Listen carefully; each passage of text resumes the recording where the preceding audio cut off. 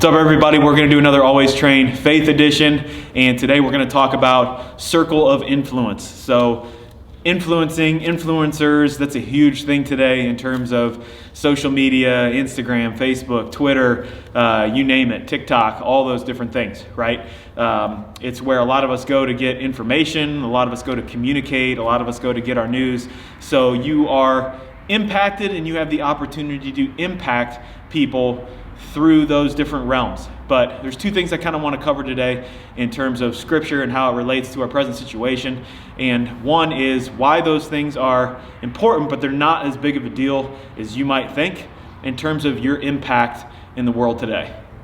All right, so in terms of circle of influence and why I kind of chose that as the title is because everybody's circle of influence ends somewhere and somebody else's starts where somebody else's ends at, right? So it's easy to look at Instagram or social media following and maybe get jealous of how many followers somebody else has, or maybe say, oh wow, look at all the amazing things that they're doing over here with 500,000 followers or 1 million followers, or they have several hundred more followers than I do, so they must be doing something so much better. But I think you're really missing the point, or people are really missing the point if that's what you get really caught up in terms of social media and your day-to-day walk as a Christ follower, right? So I want to show you a quick illustration for what I'm talking about and why it's important not to get too caught up in those numbers. Reference to social media following, let's take somebody like The Rock, Tom Brady, anybody else with just millions and millions and millions and millions of followers. So if we take a look at their social media influence, right, you might have this huge circle of people that they influence, right? This is their reach all in here. So all over the world, all over the United States, whatever it is. But no matter who it is, that reach has an end somewhere, right? It doesn't matter if it's how popular the person is, whatever they're known for, their influence has an end at some point. And your influence on social media or something like that might only be that big. That might be all it is. But guess what? This group of people is somebody that you can reach that they can't. Okay, so that's the thing, that's the point I want to drive home. Okay, everybody's circle of influence ends somewhere. There are people in this world, people walking around on the street who have no idea who The Rock is, people who have no idea who so-and-so is that you really look up to on social media or some kind of platform like that. But they do know you. They know what you do. They know how you treat them. They know how you treat others. They watch how you serve, how you work, all those things. And they might not know these people that you look up to or the people that you might be envious of because of their big social media influence or following. So that's not something that totally needs to be bought into all the time, and I want to kind of back that up with scripture. The first book we're going to look at is 1 Peter. We're going to look at the chapter 4, verse 10. It says, as each has received a gift, use it to serve one another as good stewards of God's varied grace. So you have gifts.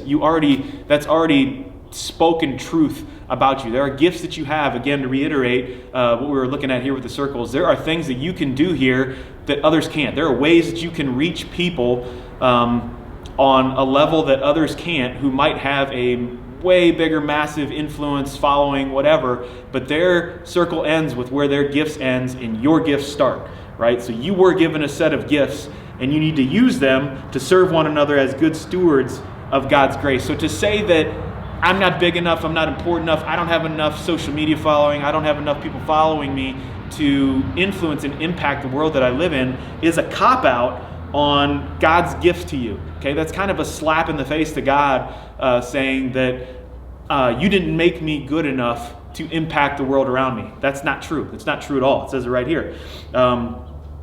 So to serve one another as good stewards of God's varied grace, right? So be a good steward of your gifts. Understand that you have them. Work them out. Figure out what they are and focus on using those to serve other people.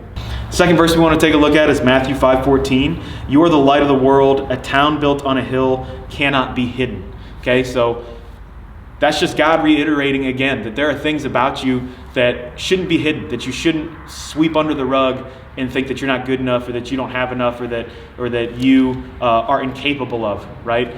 These are, again, things, truth that is being spoken about you as a Christian in your walk, right? You are the light of the world, okay? You are a light to other people. That might only be 2 people. That might only be 3 people. That might only be your parents or your sibling or something like that. But your influence starts, again, where other people's ends. And it's important for you to work out what those gifts are, serve others, and be that light in the world.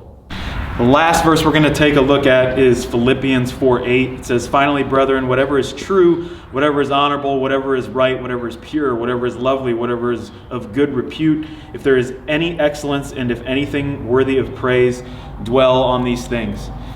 This is just to kind of reiterate that, again, it does you no good to dwell on, think about, worry about all of the things that you are not, rather than focusing on all of the things that you are in terms of how you can influence others and bring others up, right? How you can impact others in a positive manner and influence their lives. So just to kind of recap, again, where somebody else's circle of influence ends, yours begins, okay? You have gifts, you have talents. These are truths about you that you need to use in this world to make it a better place and to impact the people that are around you and make them better. Hope you guys enjoyed this faith lesson. Take a look at the scripture. You got any questions, throw them down in the comments below, and we'll see you next time. Dream big, 'cause boy, you're gonna make it. Stand tall, there's a higher road you're taking.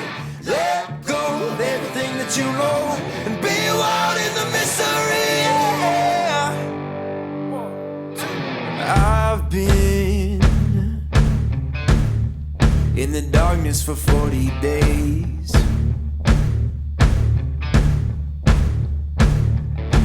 I've been searching for holy flames, a sign to light up the way. So can you help me out? Can you help me out?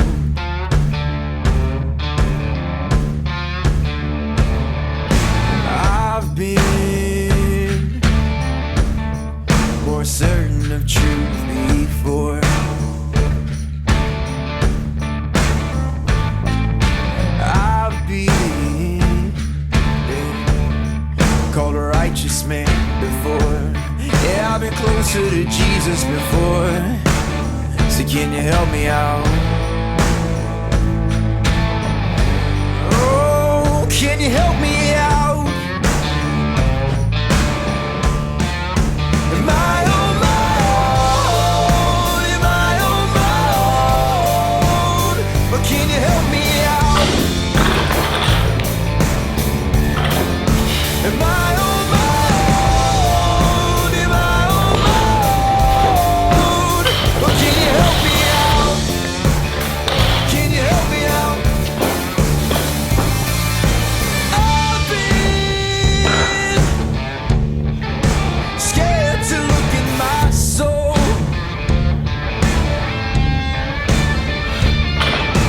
I've been afraid I would follow the road. Yeah, afraid of the things I've been told. All right, stuck those last 2 reps, so I'm gonna add a little bit of weight.